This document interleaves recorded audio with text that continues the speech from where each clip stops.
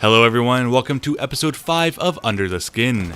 This mini-series is all about taking a look at the various legendary skins of Battlefield 1. I'm your host Christopher, the video game historian, and on this episode, I'm going to take a look at the sweeper skin for the M1909 trench gun, the l-Union Sacree for the Ribeyrolles 1918, along with the Desert Dweller skin for the Russian 1895, and the Trench Clearer skin for the M1909 Benet-Mercie from the campaign.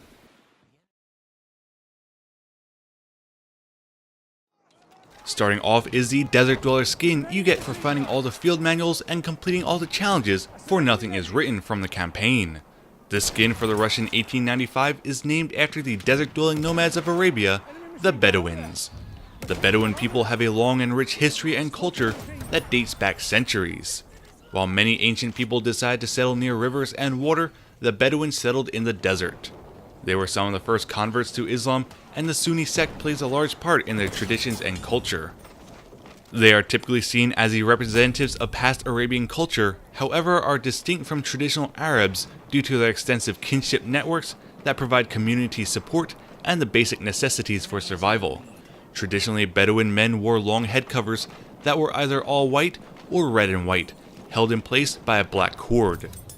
Unfortunately today, regulations of their nomadic lifestyle has forced many to adapt to the modern world by settling down in more urban areas, with only about 5% still living as their forefathers once did.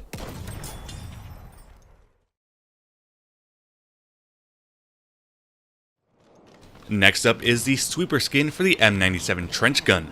Just like how the Riot and the Humpback both refer to the Model 10A and 12-gauge automatic, this name also refers to the weapon itself. During the war, M1909 shotguns became to be known as trench brooms or trench sweepers for their ability to clear out a trench of enemy combatants within seconds. They were first used during the Philippine insurrection, and General Pershing became impressed with them and had them modified for military use. One of the features that became known on these weapons was its slam firing operation. A soldier could simply hold down the trigger and fire the weapon with each pump of the pump action, firing all 6 shells within seconds. Germany actually protested the use of these weapons for its devastating effects, stating that it was against the 1907 Hague Convention laws of land warfare. They threatened to execute any American soldier found using the shotgun or even in possession of its shells. The US rejected their protest and stated that any Germans caught using a Flammenwerfer or sawtooth bayonets would too be executed. To my knowledge, no one was.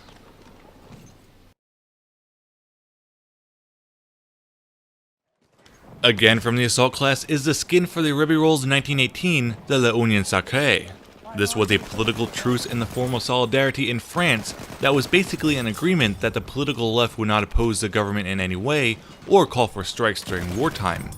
When Germany declared war on France on August 3, 1914, the president wrote a speech which was read to the cabinet in parliament the next day by Prime Minister René Viviani that stated, quote, "In the coming war, France will be heroically defended by all its sons, whose sacred union will not break in the face of the enemy." End quote. This seemed to have come at a time when the pacifist socialists were threatening a strike and the French Catholics were still feeling stiffed after a 1907 law separated the church and state. The Solidarity movement was advanced by French nationalism along with anti-German propaganda and the desire to regain the Alsace-Moselle territory.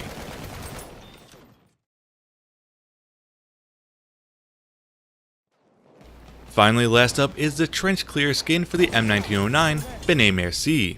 Just like the Desert Dweller, you're also awarded the skin from the single-player campaign by simply completing it. Trench clearers during the war were detachments of grenadiers that had the job of cleaning the trenches. These were men who had special training and were taken from the reinforcement or the second-line battalions. They were often commanded by a non-commissioned officer who was usually skilled in fighting techniques. After the infantry and assault waves completed their tasks in attacking an enemy position, the trench clearers would follow up after them, and acting quickly from information they received from aerial photographs, would slip into columns and dive into the recently attacked trench.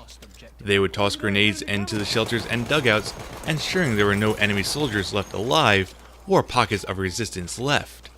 They would typically be equipped with nothing but a revolver, grenades, and a dagger.